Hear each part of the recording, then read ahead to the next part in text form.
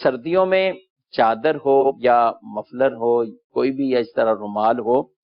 جس میں یہ دونوں پہلو جیسے ایسے ہی چھوڑ کے،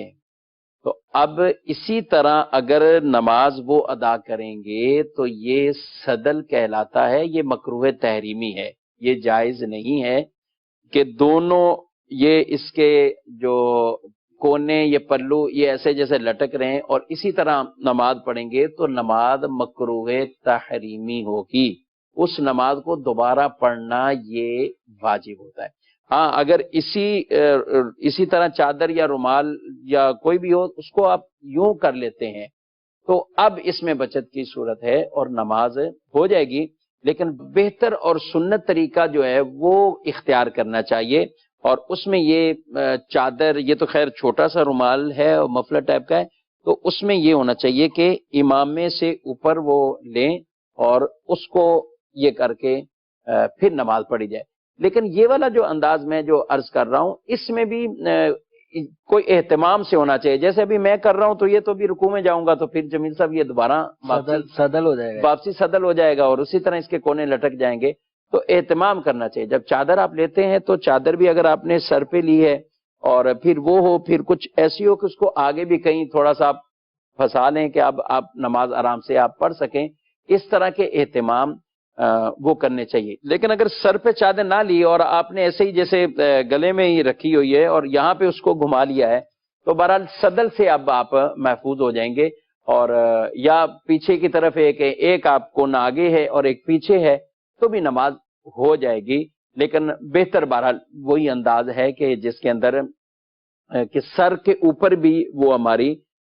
چادر آ جائے۔ حدیث پاک میں ارشاد فرمایا گیا ہے کہ اللہ ان کی طرف نظر رحمت نہیں فرماتا جو اپنی چادریں، اپنے امامے اپنی چادروں کو نیچے نہیں کر لیتے، یعنی ان کی چادریں اوپر ہونی چاہیے اور امامہ ان کا چادر کے نیچے ہونا چاہیے، تو یہ زیادہ بہتر عمل ہے۔ بہرحال نماز ہو جانے سے جہاں تک تعلق ہے تو جس حالت کیفیت میں ابھی میں بیٹھا ہوں، جس طرح یہ مفرر ہے اس طرح بھی نماز ہو جائے گی۔ چادر اگر آپ لیتے ہیں سردی میں اس طرح اس کو لپیٹ لیتے ہیں تو یہ جو گھما کے آپ نے چاہے دونوں کونے لٹک رہے ہوں لیکن گھما کے لے کر آ گئے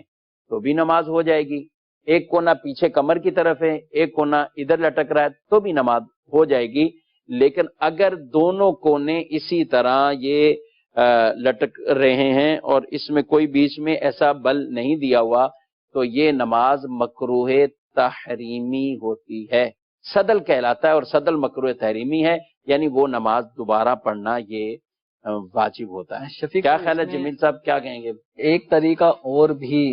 مفلر یا جو بڑا رومال ہوتا ہے اس کو ڈالنے کا ہوتا ہے کہ وہ ایک پلو اس کا باقاعدہ آگے لٹک رہا ہوتا ہے اور ایک کندھے کے پیچھے لٹک رہا ہوتا ہے۔ اچھا اچھا اچھا اچھا اچھا، ہاں وہ بھی